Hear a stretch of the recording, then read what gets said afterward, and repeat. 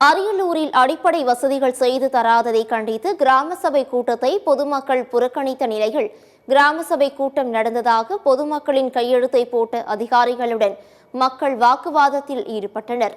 அரியலூர் மாவட்டம் ஆண்டிமடம் அருகே நாகம்பந்தல் கிராமத்தில் துணை வட்டார வளர்ச்சி அலுவலர் தலைமையில் கிராம சபை கூட்டம் நடைபெற்றது.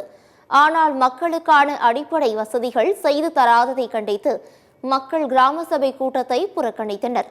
இதனால் அதிகாரிகள் கிராம சபை கூட்டம் நடந்ததாக பொதுமக்களின் கையெழுத்தை போட்டதால் மக்கள் அவர்களுடன் வாக்குவாதத்தில் ஈடுபட்டனர்.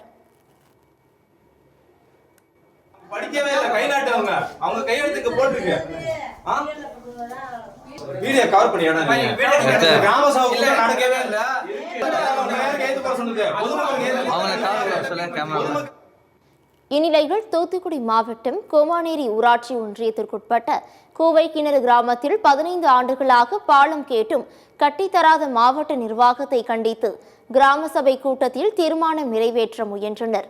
ஆனால் அதற்கு அதிகாரிகள் மறுப்பு தெரிவித்த நிலையில் இதுகுறித்து தகவல் அறிந்த திமுக நிர்வாகி வட்டார வளர்ச்சி அலுவலரை தொடர்பு கொண்டு ஒரு பாலம் கூட கட்டித்தர முடியாத ஆட்சியர் எதற்கு என்று ஆதங்கத்தை வெளிப்படுத்தினர்.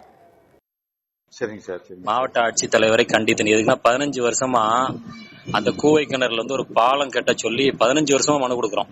எப்படி கலெக்டரா இருந்தா நாங்க ஏன் கலெக்டர் எதுக்கு போறோம்? கலெக்டருக்குள்ள வேலையை செய்யல. மனு அந்த இடத்துல கிழிச்சு தூர போட்டு போயிருக்க வேண்டியதானே. அப்ப நாங்க மனு கொடுத்துட்டு கலெக்டர் கட்டி தருவாரு, அதிகாரிகள் பாலம் கட்டி தருவாங்க, நாங்க ஏங்கிட்டு இருக்கோமோ? திருப்பி அந்த நபார்டு இது என்னன்னு கேக்குறேன். ஏன்னா இது இன்னைக்கு நேரத்து நடக்கலனே. எனக்கு நானும் அதிகாரிகள் மதிக்கிறவன் இல்லன்ட்டு கிடையாது. இன்னைக்கு நேரத்து நடக்கல. 15 வருஷமா ஒரு பாலத்தை கட்டி தர்றதுக்கு உங்களால முடியலன்னு எதுக்கு அதிகாரிகள் இருக்கு? இதனிடையே திருவள்ளூர் அடுத்த பூண்டி கிராமத்தில் நடைபெற்ற கிராம சபை கூட்டத்தில் 7 வயது சிறுமி மாவட்ட ஆட்சியரிடம் மனு அளித்தார். அதில் பள்ளிகள் விடுமுறை விடப்பட்டிருப்பதால் விளையாடுவதற்காக பூண்டி நீர்த்தேக்கம் அருகே அமைந்துள்ள பூங்காவை திறந்துவிட வேண்டும் என வலியுறுத்தியுள்ளார். ஒரு பாப்பா இந்த நேரத்துல லீவ் நாள்ல வந்து ஒரு பெட்டிஷன் வந்து அந்த பூண்டி டேம்ல இருக்கிற பார்க்கை ஓபன் பண்ணி எனக்கு விளையாடுறதுக்கு அலோவ் பண்ணணும் அப்படின்னு கொடுக்கறப்ப ரொம்ப ரொம்ப சந்தோஷமா இருந்துச்சு. இந்த மாதிரி குழந்தைகளை நம்ம மோட்டிவேட் பண்ணணும். நான் குழந்தைகள் ஒவ்வொரு பள்ளிக்கும் நான் போகும்போது சொன்னா ஒவ்வொரு குழந்தையும் அட்லீஸ்ட் ஒரு மரத்தையாவது வச்சு அந்த மரத்தை டெய்லி அவங்க போய் பார்க்கணும். இல்ல டெய்லி இல்லைன்னா கூட 2 நாளைக்கு ஒருக்கா போய் பார்த்து அவங்க வளர்ற மாதிரி அந்த மரமும் வளர்ந்தா மட்டும்தான் ஒவ்வொரு ஊராட்சியும் இது ஆல்ரெடி வந்து நிறைய பசுமை சூழல்